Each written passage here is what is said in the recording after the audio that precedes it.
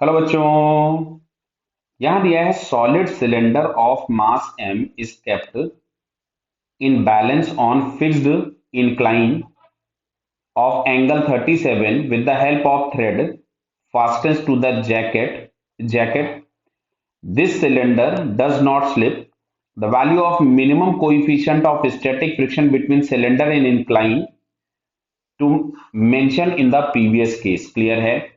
तो देखो, अब जैसे इसका भी एक पिछला क्वेश्चन हम कर चुके हैं, उसमें हम लोग जो फ्रिक्शनल फोर्स था या जो एफ था उसकी वैल्यू निकाल चुका हूं मैं। चले मैं यहाँ पे फिर से आप लोगों के लिए सारी चीजें कर देता हूं, क्योंकि पता नहीं आपको ये क्वेश्चन अलग से मिलेगा तो फिर प्रॉब्लम हो जाएगी।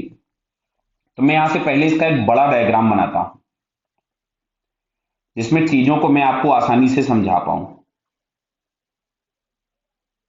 ये हम लोगों ने बना लिया इसका डायग्राम। क्लियर है? बताइए। अब यहां पे हम लोगों ने ये बनाया इंक्लाइन प्लेन। समझना बात को ध्यान से। ये इंक्लाइन प्लेन बना दिया जिसका इंक्लिनेशन ऑलरेडी आप लोगों को 37 दिया गया है। अब मैं यहाँ पे फोर्सेस बना रहा हूं। तो सबसे पहला फोर्स यहाँ पे मैंने mg को कंपोनेंट में रिजॉल्व करके ही बना दिया। यहां बनेगा mg साइन थीटा, यहां कहीं पे आएगा mg कॉस थीटा, इधर से मिलेगा नॉर्मल रिएक्शन सरफेस से, फ्रिक्शन लग रहा है ऊपर की तरफ में Fs, और ये जो टेंशन T हम लोगों ने यहां लगा रखा था, ये टेंशन T या जो फोर्स F अप्लाई करके रखा हुआ है वो वर्टिकली अप अप्लाई करके रखा है, ये है F। क्लियर है? अब देखो, सेंटर से अगर हम लोग देखेंगे, सेंटर के अबाउट अगर हम कहीं टॉर्क निकाल लें तो हमको दिखेगा mg cos theta, mg sin theta, m तीनों के टॉर्क जीरो होंगे। तो टॉर्क के नाम पे खाली और खाली आपको मिलेगा F। तो F into R is equals to F S into R. तो यहां से हम लोगों के पास आ जाता है F is equals to F S. अब हम लोग कंपोनेंट रिजॉल्व करते हैं सारे फोर्सेस के। क्लियर है? देखिए, हालांकि सबको रिजॉल्व नहीं करना है, खाली हम लोगों को F को ही रिजॉल्व करना है। देखो, ये वाला एंगल थीटा है तो ये एंगल भी थीटा हो जाएगा। क्यों? ये जो हमने mg sin थीटा बनाया अलोंग द इंक्लाइन बनाया, और डॉटेड लाइन मैंने हॉरिजॉन्टल बनाई है। अच्छा, फिर मैं अगर mg sin थीटा के एंटी पैरेलल लाइन ड्रॉ कर दूं यहां पे, तो क्या ये वाला एंगल फिर से हम लोगों को थीटा मिल जाएगा? बोलो। नहीं, ये एंगल थीटा नहीं, ये वाला एंगल थीटा। ध्यान से देखना, आराम से देखते जाइएगा, जल्दी नहीं बता, क्योंकि जरा सी गलती करी सब गड़बड़ हो जाएगा। ये एंगल थीटा मिल जाएगा। तो ये वाला जो एंगल होगा this is 90 minus theta. Clear है? तो ये एंगल अगर 90 माइनस थीटा है, इसको मैं यहां पे लिख दे रहा हूं अलग से, this angle is 90 minus theta. तो एफ का जो कंपोनेंट इधर आएगा वो आएगा F cos of 90 minus theta, जिसको मैं एफ साइन थीटा लिख देता हूं। और एक कंपोनेंट आ जाएगा एन के साथ, जिसको हम लोग लिखेंगे F sine of 90 minus theta, जो कि हमारे पास हो जाएगा एफ कॉस थीटा। इसको हम कंपोनेंट में रिजॉल्व कर चुके थे, मैंने कैंसिल कर दिया। अब देखिए ध्यान से, यहां पे सबसे पहले अगर मेरे को एन फाइंड करना हो तो हम लोगों के पास मिलेगा N plus F cos theta is equals to mg cos theta. क्या दिख रहा है आपको ये कि प्लेन के परपेंडिकुलर जो फोर्सेस लग रहे थे वो ये लग रहे थे? क्या क्लियर है?